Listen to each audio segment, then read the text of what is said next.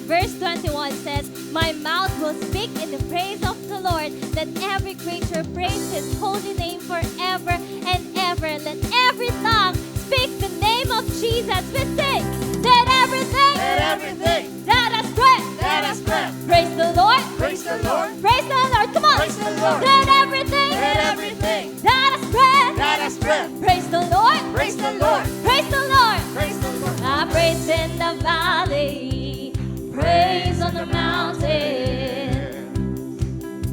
I praise when I'm sure, praise when I'm doubted. I praise when I'm outnumbered, praise when surrounded. 'Cause praise is the water my enemies drowning.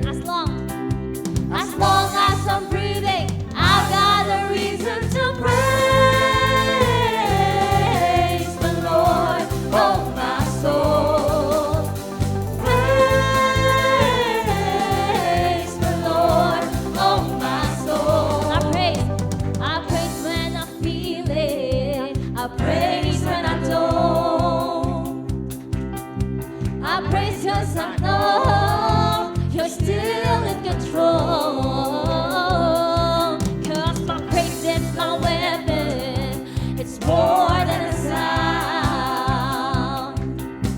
My praise is a shout that brings Jericho down. As long as I'm breathing, I've got a reason to praise the Lord, oh my soul. Praise the Lord, oh my soul. I won't be quiet. My God is alive. How could I keep it inside? Praise the Lord, oh my soul. Praise the Lord, hallelujah. Let us praise the Lord, for He is great. He is sovereign, and He will always reign. Amen? So come on, let's clap our hands and sing this. Let's sing our praise. I praise 'cause you're sovereign. Praise 'cause you reign. Praise 'cause you rose and defeated the grave. I praise 'cause you're faithful. Praise 'cause you're true. Praise 'cause there's nobody greater than you. I praise 'cause you're sovereign. Praise 'cause you reign. Praise 'cause you rose and defeated the grave. I praise 'cause you're faithful. Praise 'cause you're true. Praise 'cause there's nobody greater than you. Praise the Lord, oh my soul. We sing praise. Praise the Lord, oh my soul. Sing praise. Praise the Lord, oh my soul. Praise the Lord, oh my soul. I won't be quiet. My God is alive. How could I keep it inside? Shout it out, shout it out. I won't be quiet. My God is alive. How could I keep it inside? I won't be quiet. I won't be quiet. My God is alive. So how could I keep it inside? Praise the Lord, oh my soul. Praise the Lord. You are my joy, Jesus. Oh, hallelujah. In every season,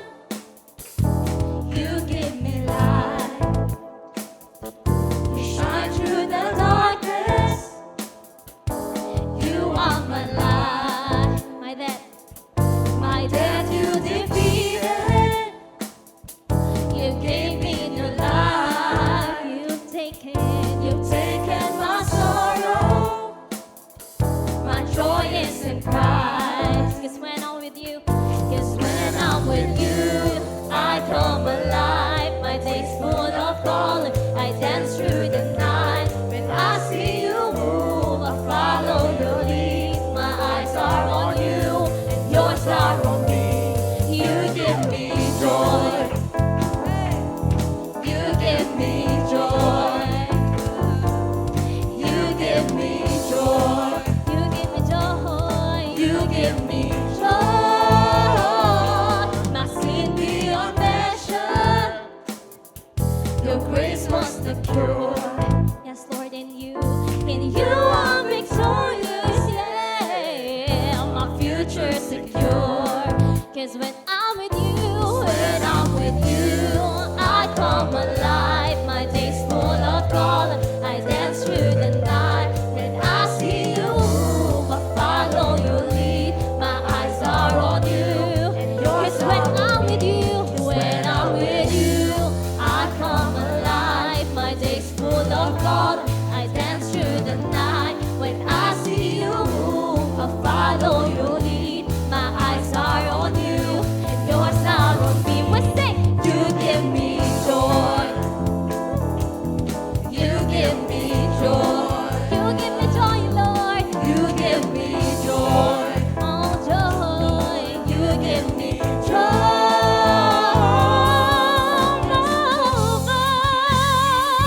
You give me joy, overflowing joy. It's in you, Lord. Oh, God. Sing it out, overflowing. Overflowing, your joy is overflowing in me. Overflowing, your joy is overflowing in me. Overflowing, your joy is overflowing in me. Overflowing, your joy is lakasan natin, we sing. Overflowing, your joy is overflowing in me. Overflowing, your joy is overflowing in me. Overflowing, your joy is overflowing in me. Overflowing, overflowing joy. Overflowing, your joy is overflowing in me. Overflowing, your joy is overflowing in me. Overflowing, your joy is overflowing in me. Overflowing, your joy is umaapaw. Umaapaw, pag-ibig mo'y umaapaw. Umaapaw, pag-ibig mo'y umaapaw. Umaapaw, pag-ibig mo'y umaapaw. Umaapaw, pag-ibig mo'y umaapaw. Pag-ibig mo'y umaapaw. Your joy is overflowing. Hallelujah.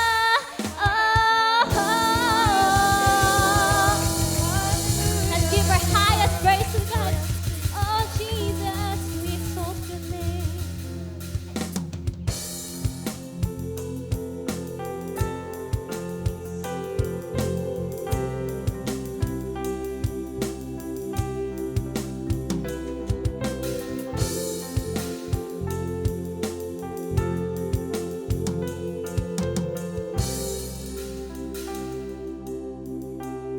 Let's sing sa'yo.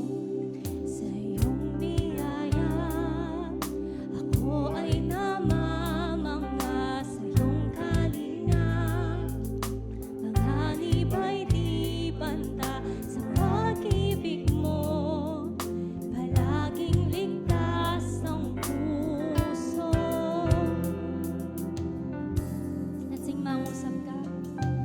Mangusap ka, lingkod mo'y nakikinig. Sa ingay man, pulong mo'y natatangi. Pag-asa ikaw, sa'yo puso ko'y tatahan. Sandigan, sandigan ng puso ko ay nahanap sa'yo. Kristo, pangalan mo, kanlungan ko, kailan pa man. Sing, mangusap ka, lingkod mo'y nakikinig. Sa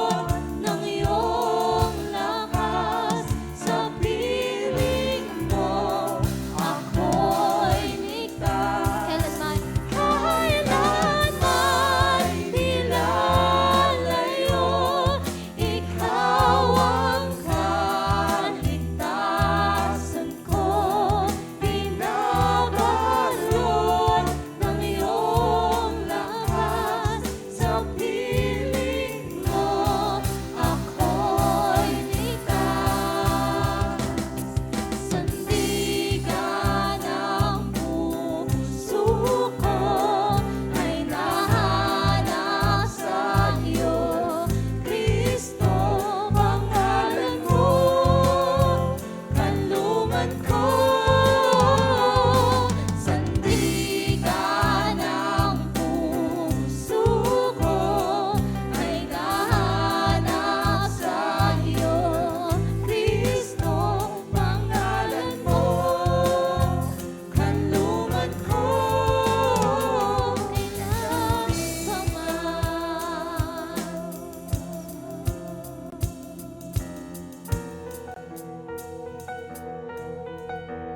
Kailan pa man, ikaw ang sandigan ko. Let's sing sa piling mo, sa piling mo, oh Diyos. Pangamba ko'y naglalaho, ako ay kakapit sa iyo, sa yakap mo, oh Diyos. Payapang puso ang nais ko, tanging magmumula sa'yo, magtitiwala sa'yo, Panginoon. Ikaw ang sandigan sa habang panahon, magtitiwala sa'yo, Panginoon. Ikaw ang kailangan sa habang panahon. Pangako mo'y di nagbabago. Ang puso ko'y nananalig sa'yo. Sa'yo lamang, Panginoon. Sa piling mo, sa piling mo, oh Diyos. Pangamba ko'y naglalaho, ako ay kakapit sa iyo, sa yakap mo, oh Diyos. Payapang puso ang nais ko, tanging magmumula sa'yo, magtitiwala sa'yo, Panginoon.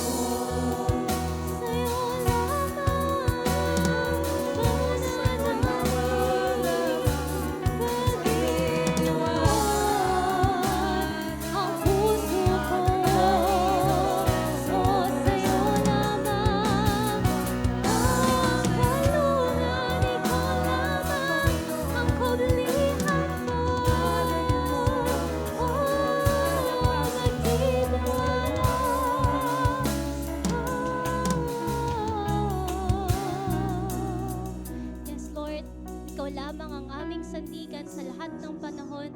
Sa piling ninyo, Panginoon, may tunay na kapayapaan. Lahat ng pangamba, Panginoon, ay naglalaho.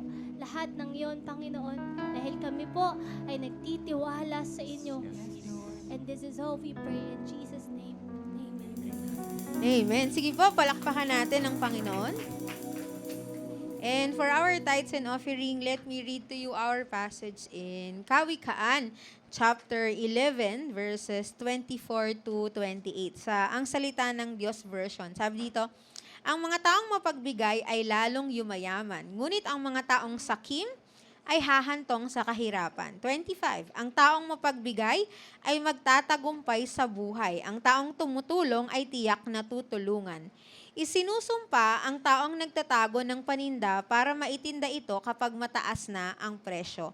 Ngunit, pinupuri ang taong hindi nagtatago ng paninda. Ang taong naghahanap ng kabutihan ay makakatagpo nito. Ngunit ang taong naghahanap ng gulo ay makakatagpo rin ng gulo. Mabibigo ang taong nagtitiwala sa kanyang kayamanan. Ngunit ang taong matuwid ay lalago na parang sariwang halaman. So verse 24 and 25, binanggit dito yung taong mapagbigay. At sinabi, kapag daw po tayo ay mapagbigay, tayo ay lalong yumayaman. Di ba? Kapag nakasara yung mga palad natin, hindi tayo makakatanggap. Paano tayo makakatanggap? Kailangan nating ibukas yung ating mga palad. Di ba? Meron na po ba sa inyo, pahingi po, meron naka-close fist? Di ba? Hindi. Pag pahingi po, naka-open. At pag tayo po ay nagbibigay, we open our hands and our hearts din kapag nagbigay tayo. Ganun din po sa Panginoon. Hindi po natin sinusunod ang prinsipyo ng mundo na kailangan takers lang tayo para magkaroon tayo. We should be givers. Sabi nga sa NLT, give freely and become more wealthy. The more we give, the more na pinagpapala tayo ng Panginoon. Pero sabi niya dito, ang sakim daw ay hahantong sa kahirapan. Be stingy and lose everything. Diba? Sabi nga, kapag mahigpit ang kapit natin sa isang bagay, lalo itong mawawala sa atin. Ganun din sa kayamanan. Mas madamot tayo, mas sakim tayo, mas mawawalan tayo ng mga mahahalagang bagay sa atin. At sabi sa 25, ang taong mapagbigay ay magtatagumpay sa buhay. The generous will prosper. Kung sino po ang mas mapagbigay, siya yung mas pinagpapala at mas nagtatagumpay. Everyone wants success. Tama po ba? Gusto natin successful ang iba't ibang aspeto ng buhay natin. Lahat ng businesses na pinapasok natin, gusto natin maging successful. Kung ikaw ay estudyante, gusto mo, successful student ka. Kung empleyado ka, gusto mo, successful kang empleyado. Kung ikaw ay may business or businessman, gusto mo, successful din yon. Even our family life, our marriages, gusto natin successful. At mangyayari po yun kung tayo daw ay magiging mapagbigay. Magtatagumpay tayo sa buhay. At sabi din, kapag tayo ay marunong tumulong, tayo daw ay tiyak ding tutulungan. Kung kailangan natin ng help, help is on its way through the Lord kung tayo po ay matulungin din. And sabi naman, kapag sakim daw po tayo, hahantong ito sa kahirapan at sa sumpa. Sabi sa 26, isinusumpa ang taong nagtatago ng paninda para maitinda ito kapag mataas na ang presyo. There is curse kapag po tayo ay madamot, kapag tayo ay mananamantala. Ayan. Lalo na ngayon, di ba, mataas ang presyo ng bigas. Mag-hoard tayo ng bigas. Hanggang sa tumaas bago natin ito ibenta. Merong sumpa po yun. Kung tayo ay merong mga illegal activities, ayan. Kung tayo ay overpricing sa ating mga paninda, meron po yung sumpa. Huwag po tayong maging sakim sa pera. Pagkos maging mapagbigay tayo. At maghanap tayo ng kabutihan lagi. At kabutihan din po ang matatagpuan natin. Magangad tayo, sino ba yung kailangan nating tulungan? Sino ba yung kailangan nating bigyan? Sa church natin, ano ba yung mga projects na pwede kong suportahan? Kasi kung maghahanap po tayo ng kabutihan, makakatagpo tayo ng kabutihan. At wag po tayong umasa sa sarili nating kayamanan at sarili nating kakayahan. Umasa po tayo sa Panginoon. Sabi sa NLT, trust in your money and down you go. Pag daw po tayo ay nagtiwala sa ating mga kayamanan, pabagsak po tayo, mabibigo tayo lahat. Employment man yan. Di, ate, employed ako sa nasa top 10 companies of the world. Kahit po nandyan po kayo, mabibigo tayo kung doon tayo aasa. Hindi, ate, yung business ko matatag na yan. Ilang years na yan. Pag dyan tayo umasa, mabibigo tayo. Huwag tayong magtiwala sa mga bagay sa mundong ito. Magtiwala lang tayo sa ating Panginoon. And we will always have hope in our Lord Jesus Christ. Hindi niya tayo kailanman bibigoin. So let's all stand up and let us pray. For our designated giving, our red is for our tithes. That's the 10% of what we have received from the Lord. Ibigay natin sa Kanya kung anong nararapat sa Kanya. The other envelopes are our offerings. The blue is for our special project. Para po yan sa mga maintenance, ayan, ng ating church and projects. And of course, the white is for benevolence and mission. Natapos yung VBS 2023. Alam niyo po bang 40 plus kids, ayan, ang napagpala natin. Galing po yun sa ating white envelope. Our meron pong weekly kids outreach. Tomorrow, we will start our campus ministry. So the funds na nanggagaling po doon sa ating white envelope ay napagpapala natin ng ibang tao. And of course, our brown is for our building project. Magle-layout na mamaya. So soon it will rise and I hope you will continue to give freely, ayan, to the projects na meron ang church natin and to the ministry of the Lord. So let's all pray. Lord, we thank you for today, Panginoon. Salamat for again you have reminded us na huwag kaming matakot magbigay. Hindi kami nawawalan tuwing kami ay nagbibigay. But Lord, you are blessing us more as we become a blessing to others. Lord, as we give, Lord, you will give us more. Lord, as we help, Father, tiyak, Lord, yung tulong ay makukuha din namin sa pangangailangan namin, Panginoon. Lord, I pray na hindi kami magtiwala, Lord, sa sarili naming kayamanan, sa sarili naming kakayahan, but ang tiwala namin ay buong-buong iaalay lang namin sa iyo, Panginoon. Lord, I pray that you bless the work of our hands, Lord, employment man ito, business, remittances, saan man, Lord, yung source of income namin, I pray pagpalain mo ito upang kami ay maging pagpapala sa inyo. Salamat, Lord, and this we ask in Jesus' name. Amen and amen. We may all give to the Lord. Thank you.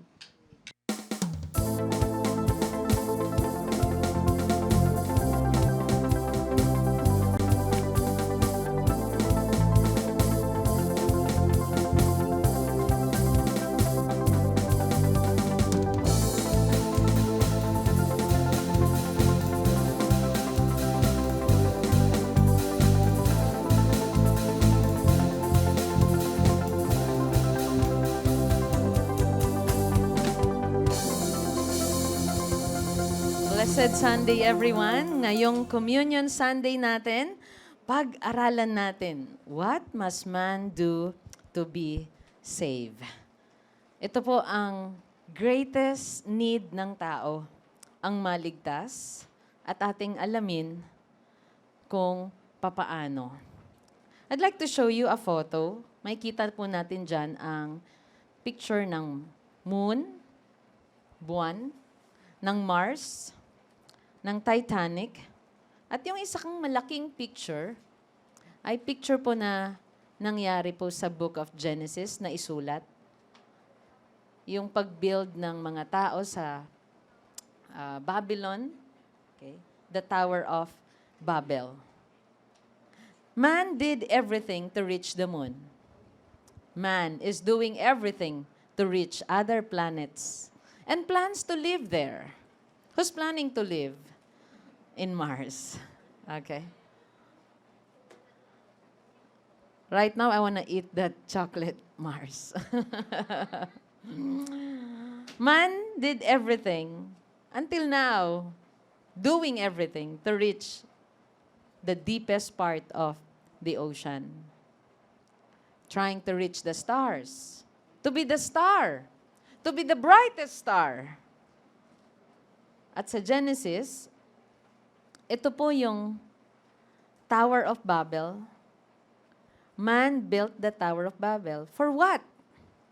What an effort, achievement.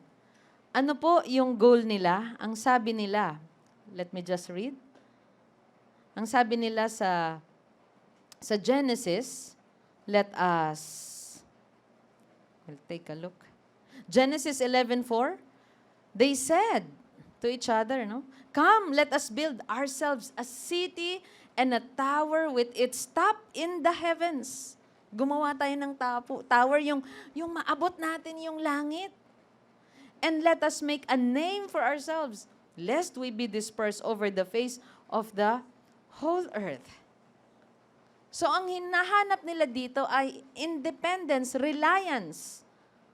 Buhay na malayo sa Panginoon. At ang gusto nila, they will reach heaven, maabot nila ang langit sa sarili nilang pamamaraan. So they could reach heaven in their own terms. Di ba, ganun tayong tao, may mga gusto tayo. Gusto ko, maabot ko ito sa sarili kong paraan, sa sarili kong lakas, sa sarili kong kagustuhan. At itong pagbibuild ng tower ay nangyari sa panahon ni King Nimrod. But today, sa ating sermon, I'd like to encourage everyone to stop seeking our own ways to be saved. Dahil ang tao naghanap din ng maraming kaparaanan kung papaano siya maligtas. Stop seeking our own ways to be saved. Start submitting to God's ways.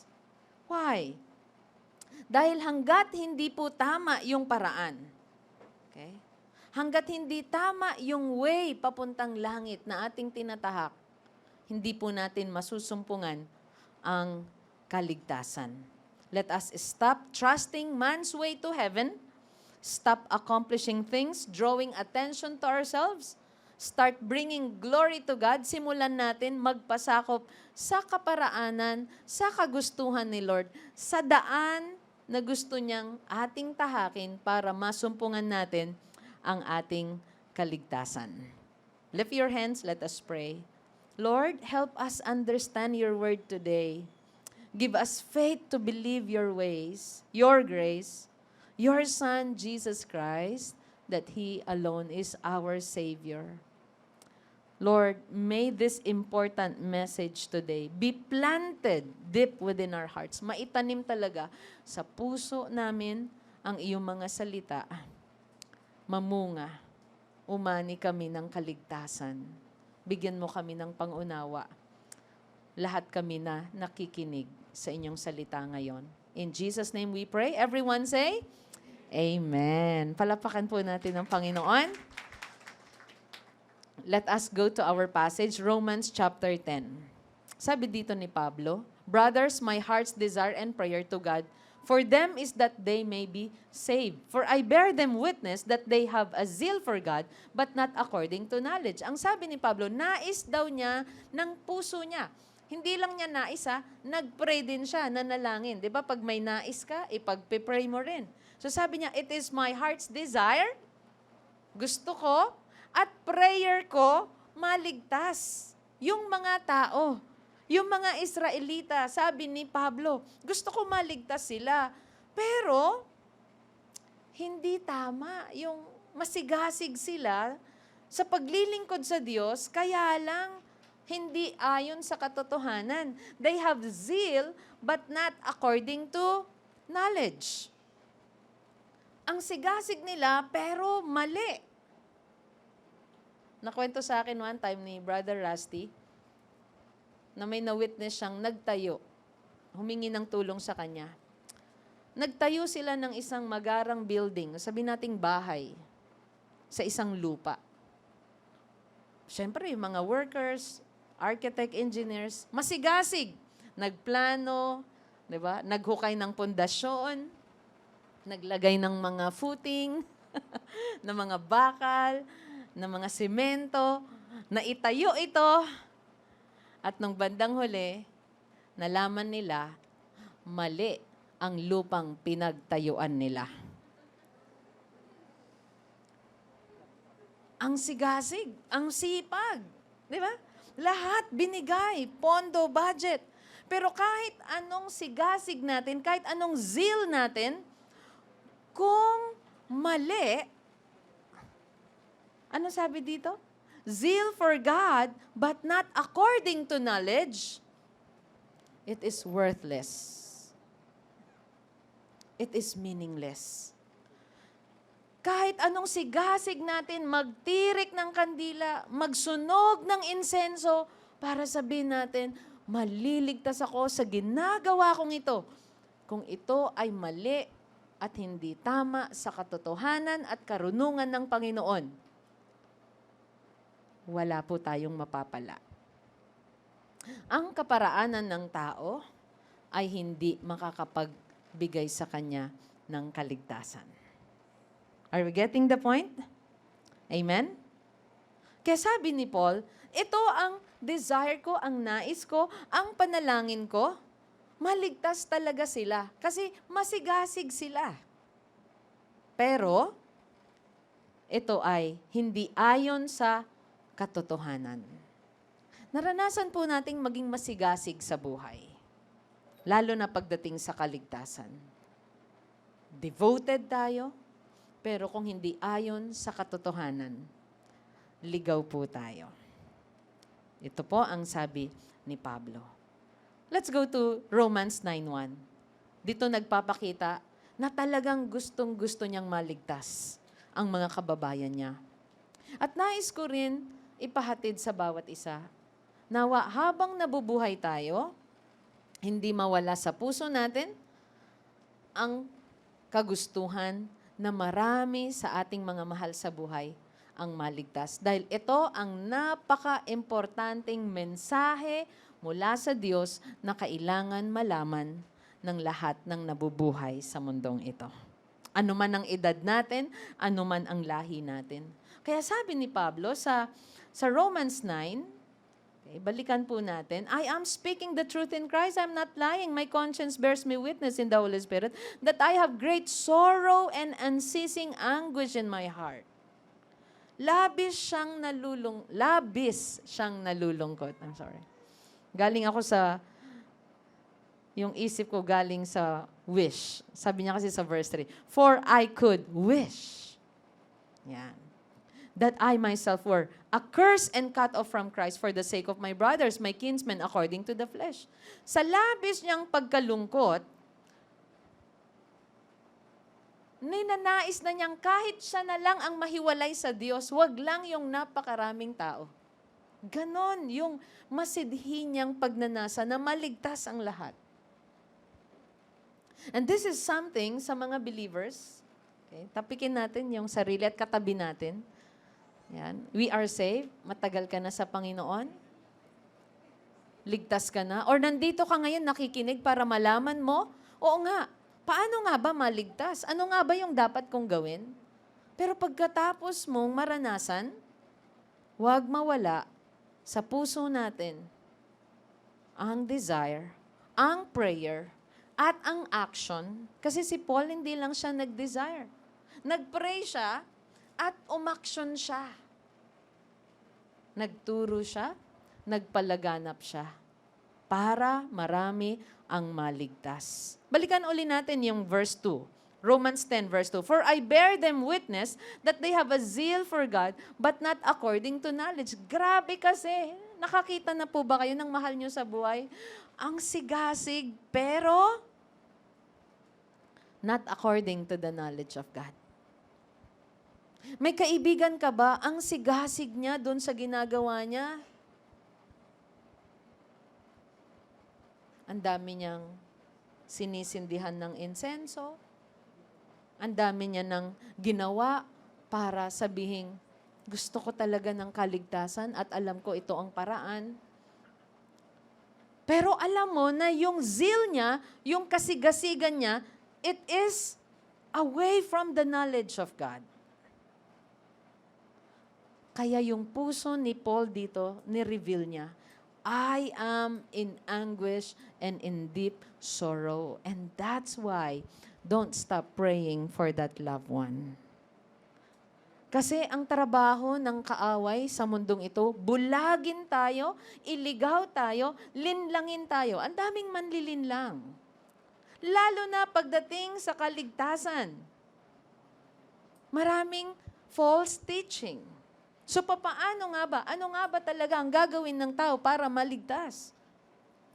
So kung masigasig tayo pero hindi ayon sa katotohanan, stop. Hindi tayo maliligtas sa pamamagitan ng ating sariling gawa. We cannot be saved through good works. And let us stop teaching our children, anak, kung mabait ka, pupunta ka sa langit. Ang kabaitan natin ay hindi makapag-aabot ng langit. Parang Tower of Babel. Kulang. Masigasig tayong gumagawa ng kabutihan, pero kung ito ay malayo sa hindi kaparaanan ng Diyos yun para maligtas tayo. And that's why we learn from the Word, from the Bible, from the Scripture, our guide.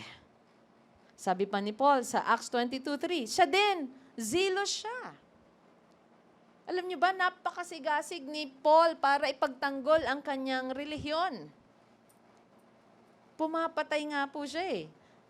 Sino man ang nagsasabing si Jesus ang tagapagligtas? Hindi, dito tayo, sa Judaism tayo, sabi niya.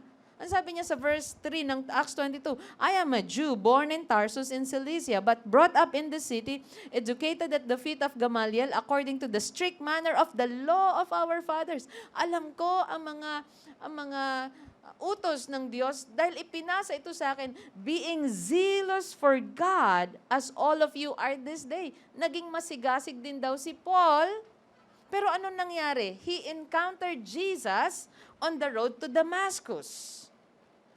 At anong sabi ni Jesus sa kanya?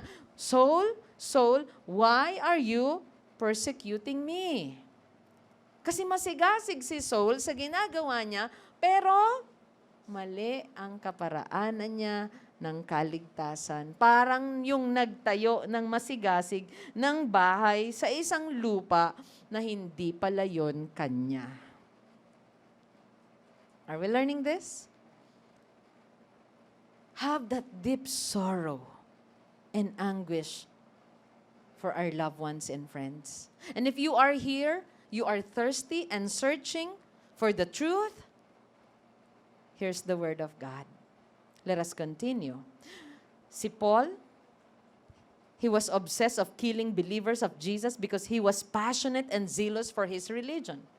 Jews are passionate people. Alam niyo po ba, ipipilit lahat ng gusto nilang gawin up to this day for their salvation. They are zealous people. But zealousness and passion cannot save us. Ang pagiging masigasig, ang sarili nating gawa, ang sarili nating kabutihan, hindi makapagliligtas sa atin. You can be fervent at what you are doing to be saved.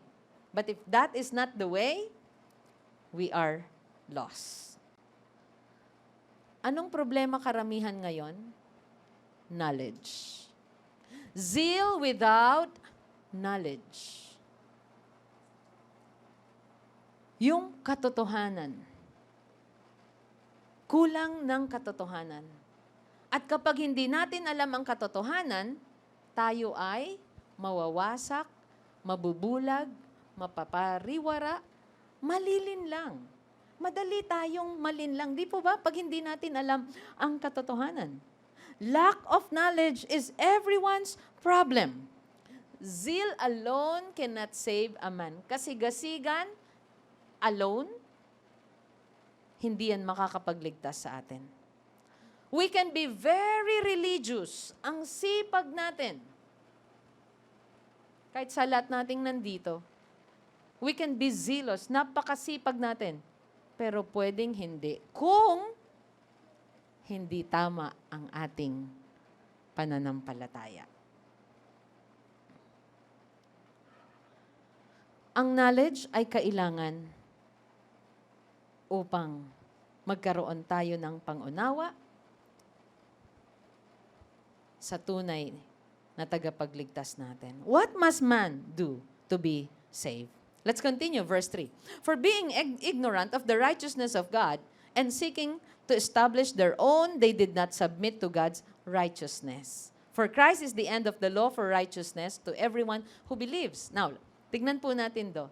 Sabi niya, being ignorant of the righteousness of God.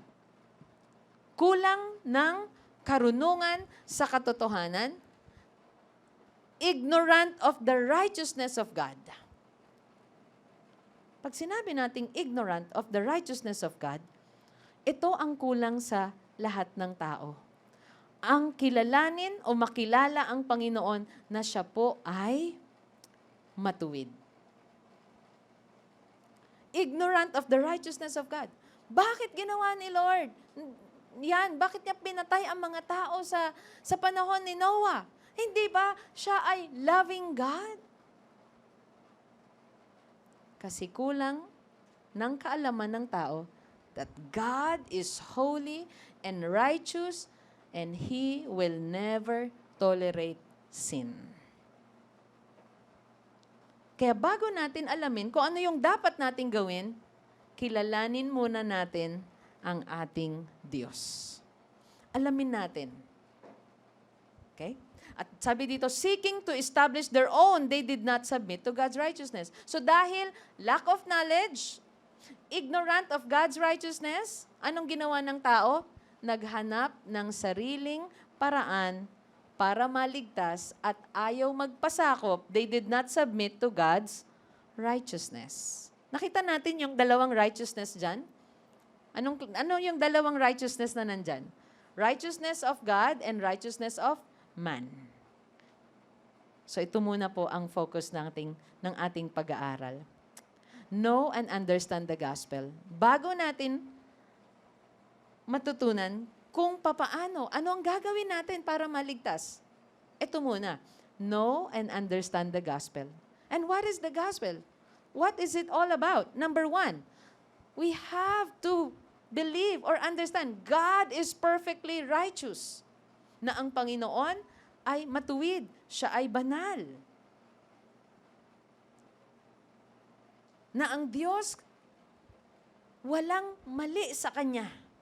At kapag siya po ay nagbigay ng justice, umaksyon, lahat po yun ay right because He is righteous. Kaya kung ang tao nagtatanong, bakit inalaw ng Lord ito na mangyari? Hindi ba't mabuti siya at mapagmahal? Dahil lack of knowledge ang tao. Hindi nauunawaan ng tao na ang Diyos ay banal at matuwid. Kailangan muna nating unawain na siya'y banal, na siya'y matuwid, at tignan natin ang ating sarili sa Kanyang pamantayan. Hindi yung nagdesisyon na lang tayo ng sarili nating gusto. Amen? Nakapunta na ba kayo sa isang bahay na napakalinis? As in, from floor to ceiling, sabi mo, wow, majestic. Tapos ang sabi niya sa'yo, wala pa nga yan eh, marumi pa yan. Tapos biglang naalala mo yung bahay mo.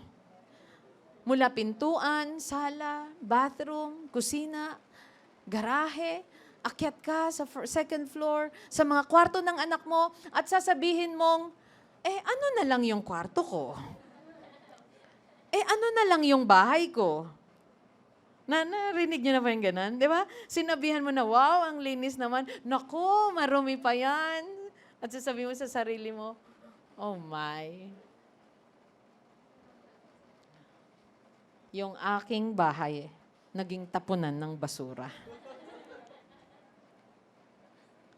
Ito po yung una. We have to acknowledge that God is perfectly righteous para makita natin na ang righteousness natin ay walang silbi. na ang sarili nating gawa ay worthless para abutin ang langit. At hindi yon ang daan. God does not tolerate sin. Man is ignorant of God's righteousness. Kaya kailangan ipaunawa natin sa lahat.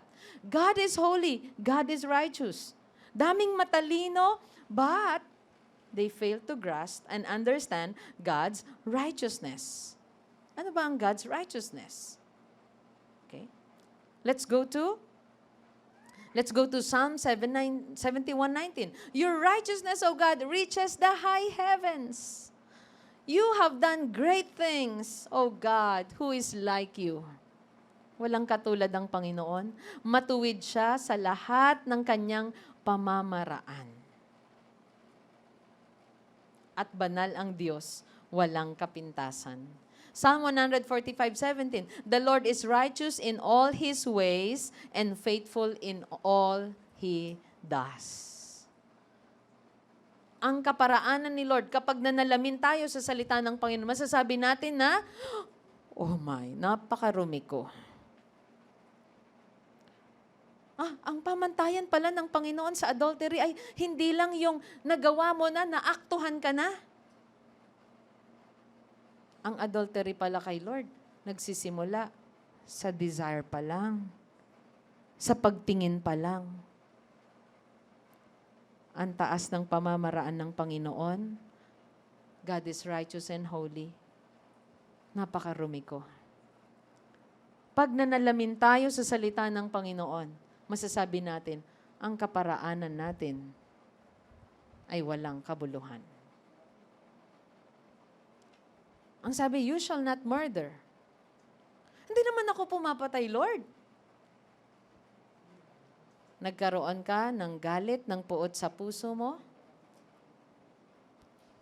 Hatred against your brother or sister? Sa pamantayan ng Diyos, murder yon. Ganon kabanal, katuwid ang Panginoon. Tuwid na tuwid. Minsan naguhit ka, di ba? Yan, tuwid sa akin. Pero may magdodrawing ng iba at sasabihin, wow! Sasabihin mo, ruler ang pagkatuwid niya. Diba, minsan may ganun din tayo tulad ng comparison ng ating malinis at malinis ng kaibigan o ng tita natin. Diba? Nakita na ako ng maayos na kalsada natin. Sasabihin, wow, ang ganda naman dito. Lalo papuntang Tarlac, no? Yung mga puno, nakalinya, tapos nagyayakapan yung mga branches. Aba, nung pumunta kami ng Switzerland, sabi ko, wow, pati ba to nakalinya ng maayos? Mga guhit sa kalsada, mga rotonda nila, perfect. Kaya pala sa kanila ang Swiss knife. Kaya pala sa kanila ang magagandang relo. Perfection. Sa kanila parang pupuntahan ka kaagad sa kalsada pag may hindi tuwid na puno. Kailangan nakalinya lahat yan. Nakaayos. Pati paggupit ng kanilang mga puno, tuwid na tuwid. At ganun po. Sa gospel, una, kailangan nating maunawaan. Tuwid ang Panginoon, likong-liko tayo. Banal ang Diyos, basahan tayo. And every person should acknowledge that. Dahil maraming tao, ang sasabihin sa sarili, mabuti naman ako. Mabait naman ako. Pero tignan natin sa pamantayan ng Diyos. Kung tunay nga at kaya ba natin. No. Let's go to point number 2. Man's righteousness is futile.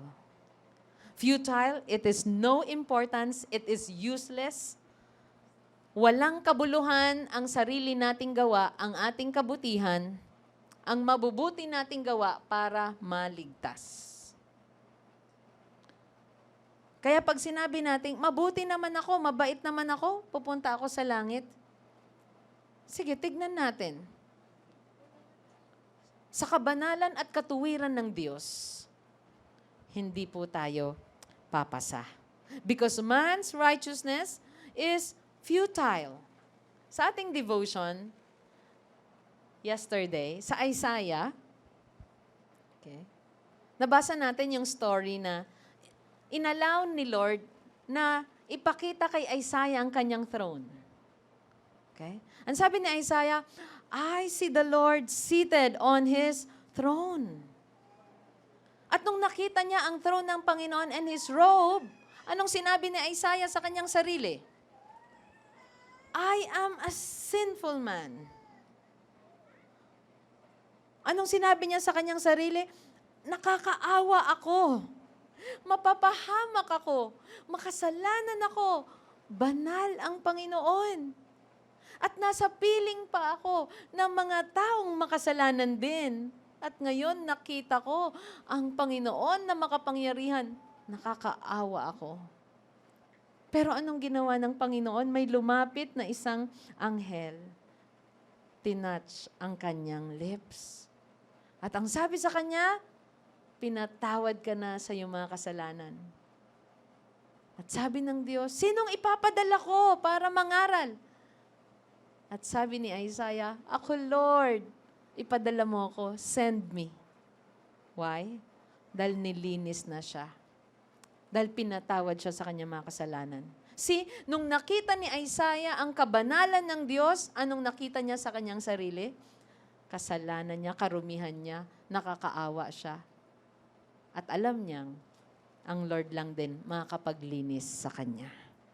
Tandaan natin, ang ating sariling gawa, our own righteousness is futile. It is worthless in the sight of the Lord. Romans 10 verse 3. Anong sabi dito? Seeking to establish their own.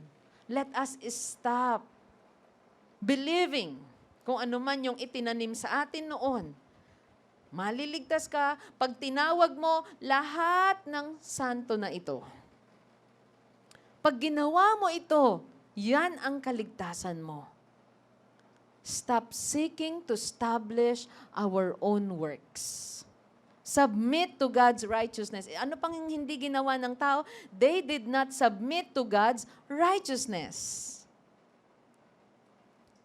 Ang righteousness natin, it is a low standard. Ang standard ng tao, marami kang napakain, marami kang nagawang mabuti, okay, welcome ka sa heaven. No. Hindi po yun ang pamantayan ng Panginoon.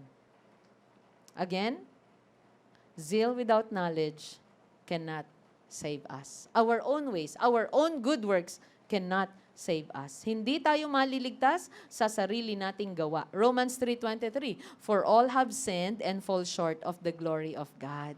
Lahat tayo ay makasalanan. Lahat ng efforts natin para abutin ang langit ay hindi umabot kay Lord. Kaya nandito tayo para alamin ano ba talaga ang dapat nating gawin. Pero bago natin alamin anong dapat nating gawin, tanggapin muna natin ang gospel. And what is gospel about? That God is righteous and holy. Number 2, man's righteousness is futile. Para madali, ang Diyos ay banal, ako'y marumi. Ang Diyos ay banal, ako ay basahan. Lahat ng gawa ko, hindi sapat para makarating ako sa langit. All have sinned and fall short of the glory of God. James 2:10, for whoever keeps the whole law but fails in one point has become guilty of all of it. Ito ay sagot sa mga taong nagsasabing, mabait naman ako, pupunta ako sa langit, okay na ako dito, kayo nang bahala dyan sa ginagawa ninyo. No. Sige, mag-usap tayo. Kung gusto mong sundin, gusto mong makarating sa langit sa pamamagitan ng kabaitan at pagsunod sa utos ng Panginoon, anong sabi ng Santiago? Ang tumutupad sa buong kautusan, pero lumabag sa isa sa mga ito, ay lumabag na rin sa buong kautusan. Kaya, ang gawa natin ay hindi pa rin sapat dahil kung gusto natin sa pamamagitan ng, hindi, sundin ko na lang ito para maligtas ako, hindi pa rin. Dahil nga lahat tayo makasalanan, kahit may masunod kang isa, dalawa, pero nag-fail ka sa isa, nag-fail ka na sa lahat dahil ang Diyos ay banal, banal, matuwid, matuwid. Nakukuha po natin? Amen. Ephesians 2:8-10. Sa paparaano tayo maliligtas? Sa biyaya ng Diyos. For by grace, biyaya, hindi pinaghirapan. You have been saved through faith. And this is not your own doing, it is the gift of God. Basahin ko po sa Tagalog. Dahil sa biyaya ng Diyos, naligtas kayo ng sumampalataya kayo kay Kristo. Kaloob ito ng Diyos at hindi galing sa inyo. Alam niyo po yung biyaya? Hindi natin pinaghirapan. Pero wag naman natin gamitin itong verse na ito kasi magiging false teachers na tayo na, alam mo, hindi ko na kailangan magtrabaho. Maghihintay na lang ako ng biyaya sa iyo na mapakain ako, mapag-aral ako. That is not the point here. Can I hear amen? Ang kaligtasan ang punto rito, hindi katamaran. Ang kaligtasan ay biyaya ng Diyos. Wala tayong iniambag, wala tayong ginawa. Inoffer niya sa atin yung kaligtasan dahil nga hindi sapat, hindi reject ang ating actions, reject ang ating good works. Hindi sapat para maabot natin ang langit. Let me share you a story na masasabi or ma-explain ko sa inyo ang isang bagay na hindi pinaghirapan. Ibinigay. Biniyayaan kami. 11 years ago, we spent our honeymoon in Europe. Our parents provided a nice place for us. Book our flights, train rides, museums to see, sights to see, places to see, boat rides, at lahat ng klase ng rides. How I wish gawin ulit yon sa amin. Pero hindi kami aasa kasi katamaran nga yun. Pero dahil nagsisimula kami, yun ay biyaya nila sa amin. They're so loving and gracious to us. Our stay in Europe is 3 months. I will never forget, naghintay kami ng train ride papuntang Milan. Someone asked us, "Until when are you going to stay here in Europe?" And with confidence, sabi ng asawa ko, "We'll stay here for 3 months." And to the man's amazement, he said, "What? Did you win the lottery?" Ang magstay sa Europe ng 3 months, sabi niya, parang nanalo ba kayo ng loto? No. No. And, the train came. Hindi na nadugtungan ang conversation. Pero bakit ganun ang sinabi niya? Dahil alam niyang napakamahal magstay. Pero kami, biyaya ng magulang. Meron silang tahanan, meron silang car, meron silang kakayahan. Para gawin yon sa amin at kami ay pagpalain. Our stay there was a gift. Pero simula nun, every visit, sabi ko nga, kami na sa plane ticket. Yun ay biyaya nung nagsisimula kami. Sasakay ka na lang, bababa ka na lang, tatawagan na lang yung aming tirhan. Nagugulat na lang kami, nagri-ring ang phone at sasabihin ng receptionist, "Oh, your mom." Ha? May eagle eye ang mami namin. Alam niyang nandito na kami. Kasi alam niya ang bookings, alam niya ang arrival, alam niya ang departure. It is a, what? Biyaya na ibinigay sa amin. Nakuha po natin? Biyaya ang kaligtasan na binigay sa atin, hindi natin siya kailangan kunin sa pamamagitan ng ating mabubuting gawa. Verse 9, not a result of works, so that no one may boast. Ang kaligtasan ay hindi dahil sa mabubuti nating gawa para walang maipagmalaki ang sinuman. Kaya wala po tayong maipagmamalaki sa Diyos. Nilikha tayo ng Diyos, sabi niya, for we are His workmanship created in Christ Jesus for good works which God prepared beforehand that we should walk in them. Pero sa ating pakikipag-isa kay Kristo, binigyan niya tayo ng bagong buhay para gumawa na tayo ng kabutihan. Kailan nakakount ang kabutihan? Papuntang langit. O kailan man hindi. Ginagawa na natin yung kabutihan dahil niligtas na tayo ni Jesus. Hindi natin ginagawa ang kabutihan para maligtas tayo. Ang biyaya ng Diyos ay binigay niya sa pamamagitan ni Heso Kristo. Give Him praise. Ano ang gospel? Ang Diyos ay banal, ako ay basahan. At number 3, ang aking katuwiran at kabanalan ay makukuha ko lang sa pamamagitan ni Jesus. Kids, andito ka ba? Children, andito kayo, no? Paano ka mapupunta sa langit? Tanggapin mo na si God ay banal, matuwid. Tayo ay marumi, parang basahan. Pero, magiging banal at matuwid tayo sa pamamagitan ni Heso Kristo.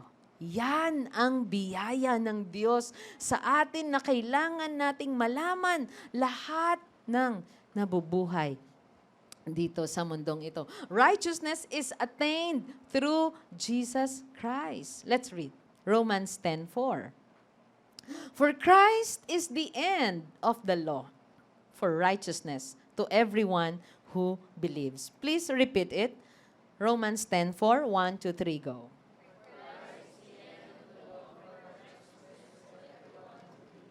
Christ is the way. Christ is the end of the law. Christ is the termination of the law.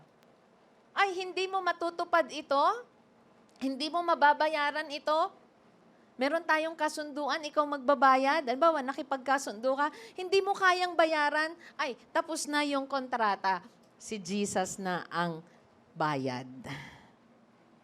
But again, do not use that when you order your food. Later sa lunch or dinner. Jesus paid it all. We're not talking about salvation here. You pay for your food. When it comes to salvation, when we go to heaven, at nandoon ka na, the ticket is Jesus. I have Jesus. Palapakan natin ang Panginoon. I have Jesus. Christ is the end of the law for righteousness to everyone who believes. Lahat ay magiging matuwid, banal, kung sasampalataya tayo kay Jesus. To everyone who believes. At ito yung itinuro ni Paul. Ito yung ipinaalala niya sa lahat. Hindi kayo maliligtas sa kasigasigan ninyo, sa paggawa ng mabuti, sa pagsunod, kung gusto mong sumunod. O meron kang na, hindi ka nasusunod. Kung hindi mo nasunod yung isa, may 5 ka pang hindi, may nasunod man ang 8, may 2, makasalanan ka pa rin sa harapan ng Panginoon. And that's why we need the righteousness of God. And His name is Jesus. Obedience to the law cannot save us. Good works or good deeds, hindi rin makapagliligtas. Our righteousness is worthless. Our own way cannot save us. No man is saved by his works. Purely by the grace of God. Biyaya ito ng Panginoon na binigay niya sa atin. Let me read again verse 4. Let's go down. Naka-highlight na dito sa verse 4.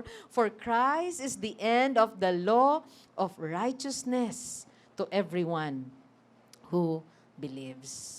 1 Corinthians 1:30. And because of Him, you are in Christ Jesus, who became to us wisdom from God, righteousness and sanctification and redemption. Si Jesus ang ating wisdom, ang ating righteousness, ang ating sanctification, ang ating redemption. Siya ang ating karunungan, siya ang itinuturing tayong matuwid dahil sa Kanya, siya ang ating righteousness, tayo ay naibukod para sa Kanya, sanctified tayo, at natubos tayo.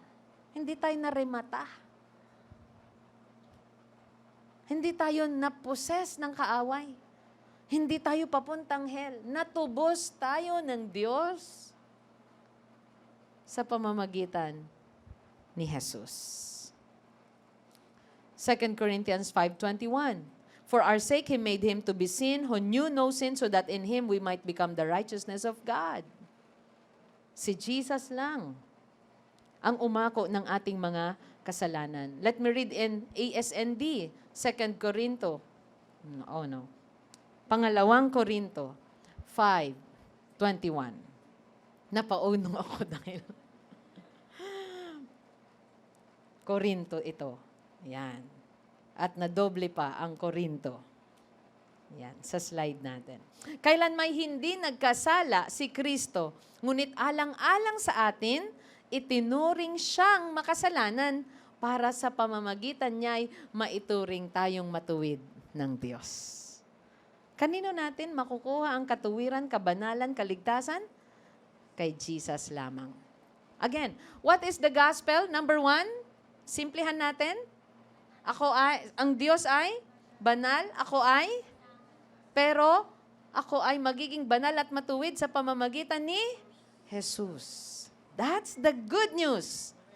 That's the gospel. Now, what must man do to be saved?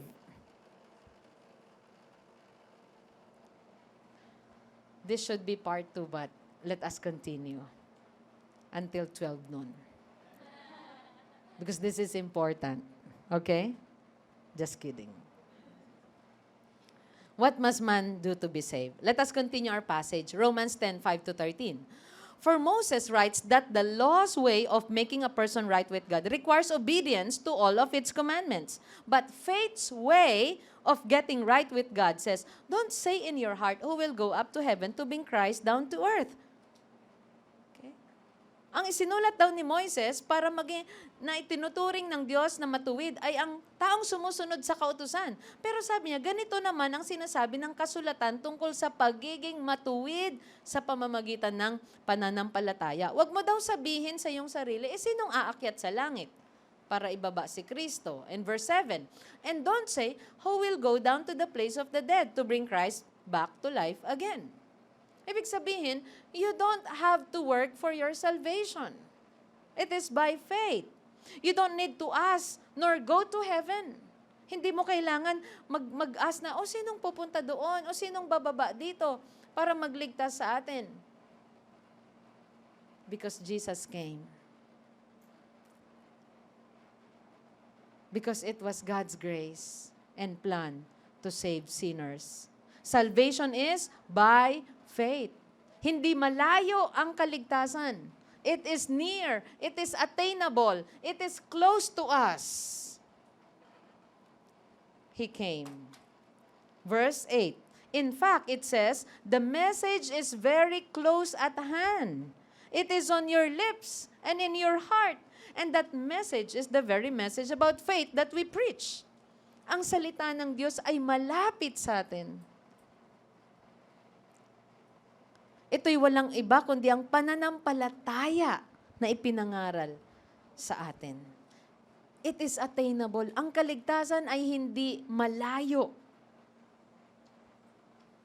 Napakalapit nito sa atin. Hindi mahirap abutin para sabihin, sinong pupunta sa langit? Sinong bababa dito? Hindi mahirap, hindi malayo ang kaligtasan. Sabihin nga po natin sabay-sabay, hindi malayo, hindi mahirap ang kaligtasan. Let's go to verse 9. If you openly declare that Jesus is Lord and believe in your heart that God raised Him from the dead, you will be saved. Verse 10. For it is by believing in your heart that you are made right with God, and it is by openly declaring your faith that you are saved.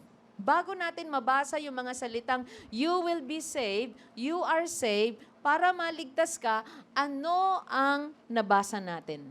First, look at this. Declare that Jesus is Lord. declare that He is Yahweh. You confess that He is Lord. You believe, you confess. Ang pagsasabi ng Jesus is Lord noong mga panahon na yon, you are in danger. Ang kaso mo, treason. Ang Lord in Greek is kurios. At tinatawag nila ang emperor na Lord. Kaya pag sinabi mong Jesus is Lord, treason ang iyong case. Kaya ang pagsasabi, pagdideklara sa puso mo na siya ang Lord, siya ang kaligtasan mo, siya ang magbibigay sa iyo ng kapayapaan. Dahil again, anong ino-offer ng emperor ng time na yon? Kaligtasan, kapayapaan, prosperity in the land. Pero anong sinasabi ng gospel? No, Jesus is Lord. So if you openly, you are not ashamed. Openly means hindi mo ikinakahiya. Alam niyo yung ipinapahayag mo? Ibino-broadcast mo. Ipinapaalam mo, ang Diyos ko, ang Panginoon ko, ay si Jesus. Ang taong makakagawa yon ng buong buo, buo ang puso niya at pananampalataya niya kay Kristo. Jesus is Lord. It is a confession. And believe in your heart that God raised Him from the dead. So, it is not enough that you just confess. You have to believe in your heart that God raised Him from the dead. Why? Why raise Him from the dead? Because a dead man cannot save you.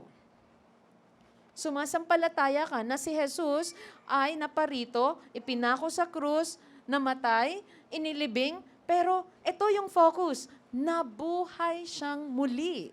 Kailangan sumampalataya ka na nabuhay siyang muli. Buong puso mo, naniniwala ka doon. Again, because a dead man cannot save you. Jose Rizal cannot save you. Rizal cannot. He's a dead man. Because there are people, they say, I'm Rizalista. Or sitong pamang tao na kanilang sinasamba at tinatawagan. Oh, I'm sorry, but this is the truth. You have to believe in your heart that God raised Jesus from the dead. Siya lang.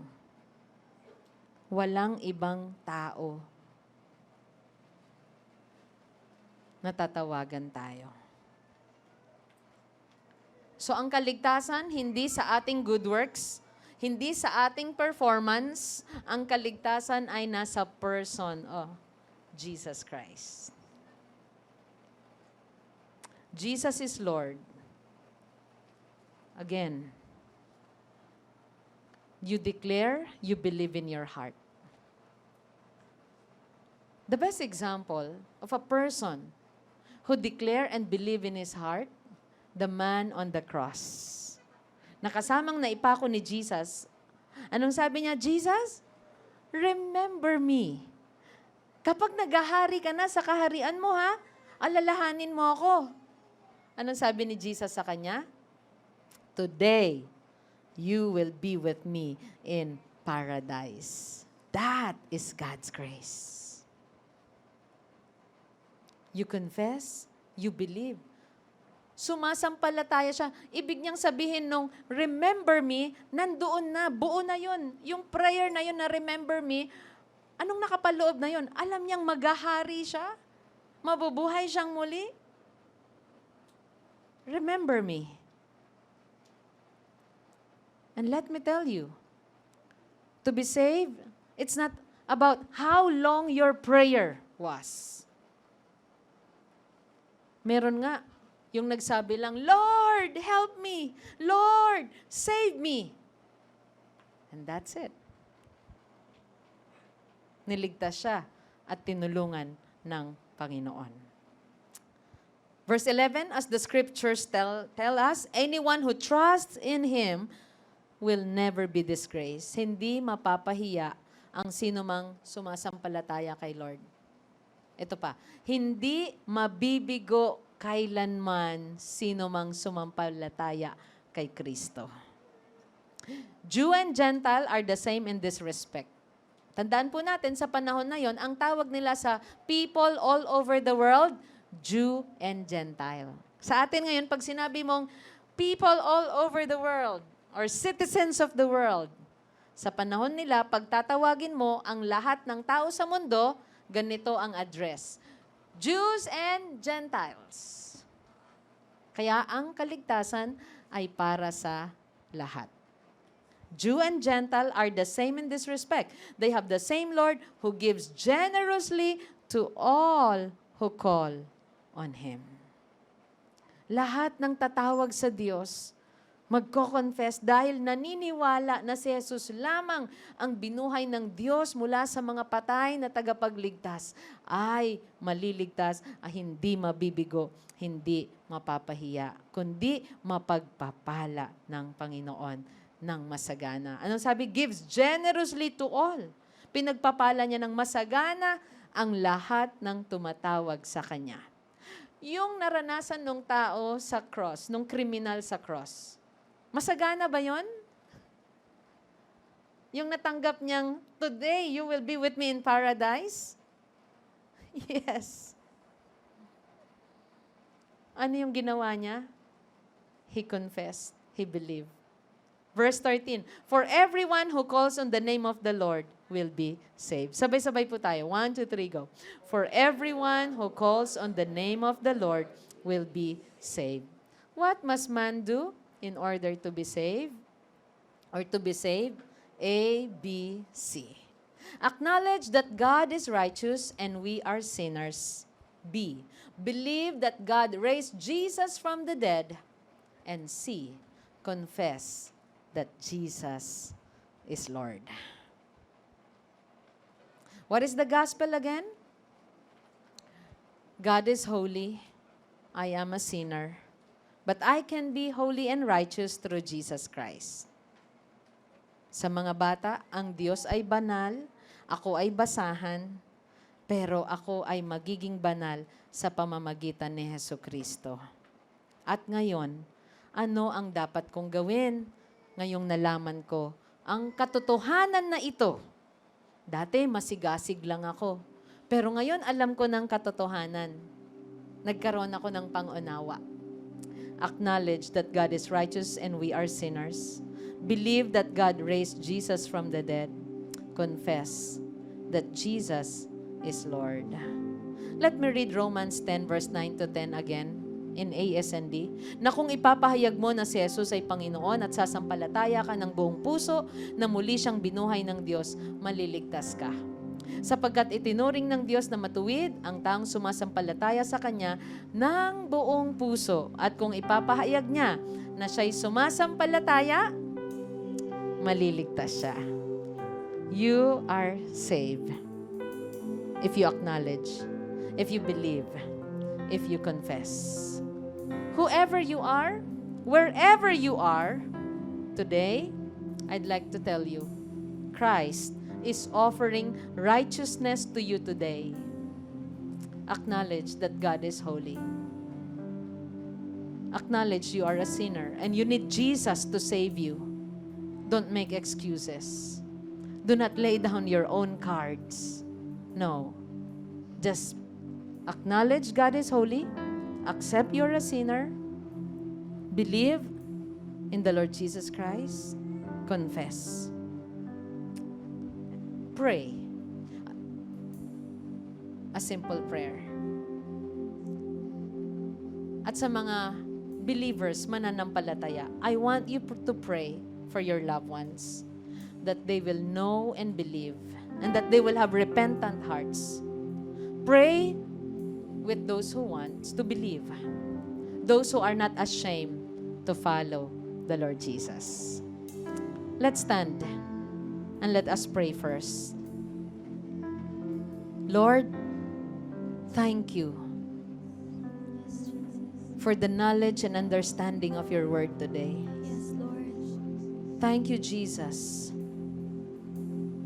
Ikaw ang aming karunungan.